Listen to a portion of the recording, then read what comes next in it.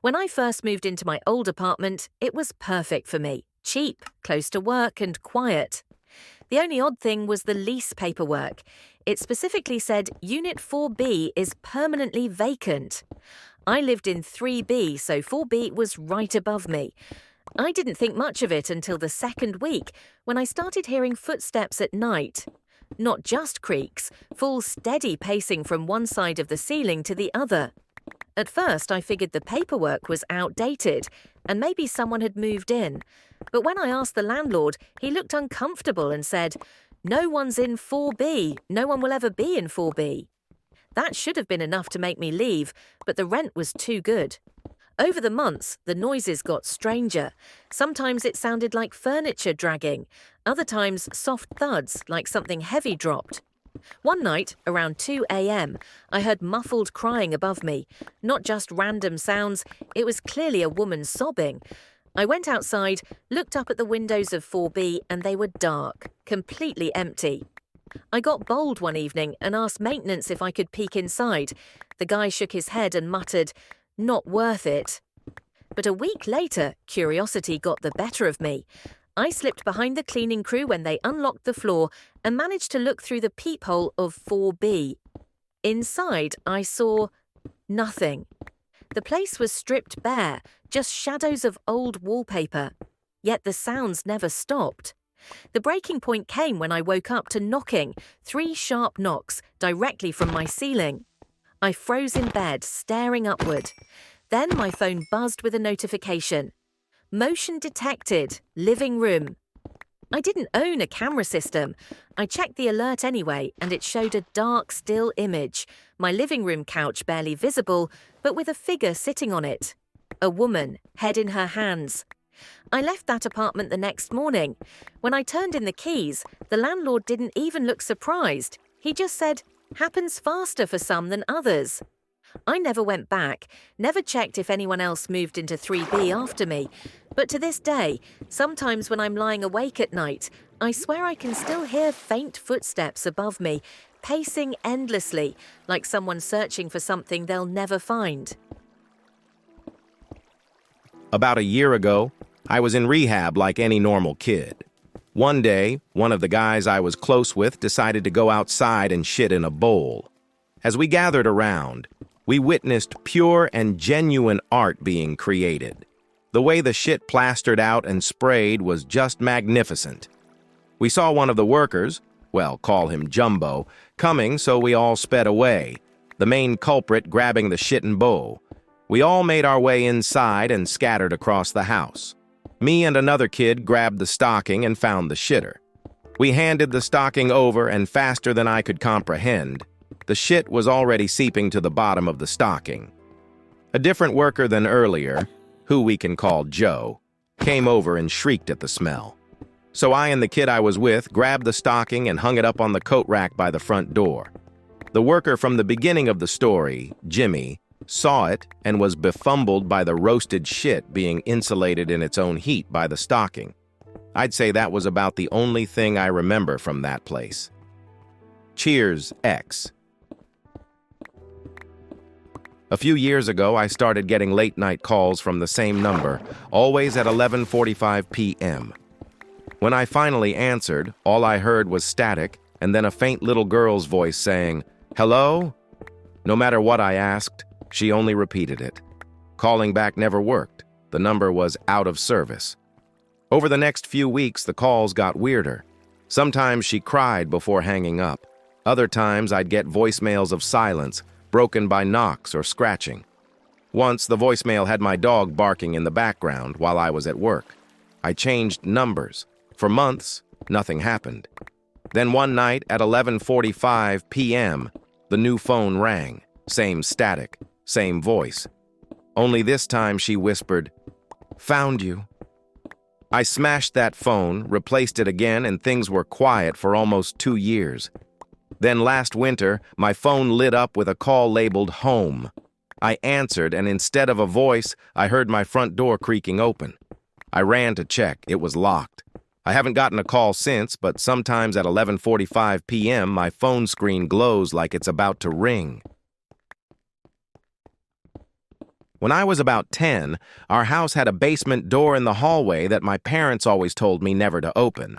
They said it was just old storage, filled with broken furniture and boxes, and that it was unsafe. Being a curious kid, I naturally wondered why it was so important that I never go down there. One night, my parents were gone, and I was lying in bed when I heard scratching coming from the basement. It wasn't faint. It was sharp and deliberate like nails on wood. My heart was racing, but I convinced myself it was probably a raccoon or something that had gotten in. Against every instinct, I tiptoed down the hallway. I reached the door and saw the scratches on the wood fresh and deep. My hand trembled as I turned the knob. The door creaked open about 2 inches, and then slammed shut with such force it rattled the frame and made me jump back. My scream must have carried because my parents came home immediately.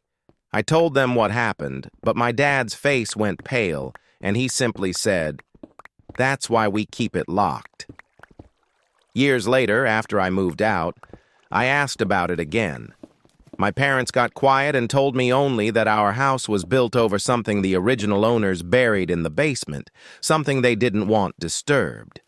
I never went back, and even now, when I think of that scratching, I can still feel that mix of fear and curiosity. Whatever it was waiting for me behind that door. I've driven Uber for a few years now, mostly on weekends. One Friday night, after dropping some friends off, I picked up a woman outside a bar downtown. She was quiet, wearing a coat that swallowed her frame, and didn't say a word as she climbed in. I greeted her, asked where she was headed, and she handed me a crumpled note with an address. I typed it in, and as we drove, I tried to make small talk, but she didn't respond. The ride was normal for the first 10 minutes, but when we got closer to the destination, I realized the address was a cemetery. A chill ran down my spine, but I figured maybe she had a relative to visit. I pulled into the lot, ready to tell her we had arrived, and the back seat was empty. Absolutely empty. My door was still locked. My mirrors confirmed no one had left. The ride was still active on my app, the timer running. I sat frozen for a moment, then ended the ride, convinced I had imagined it. The next morning, curiosity got the better of me. I checked the dash cam. There she was, seated silently, staring out the window.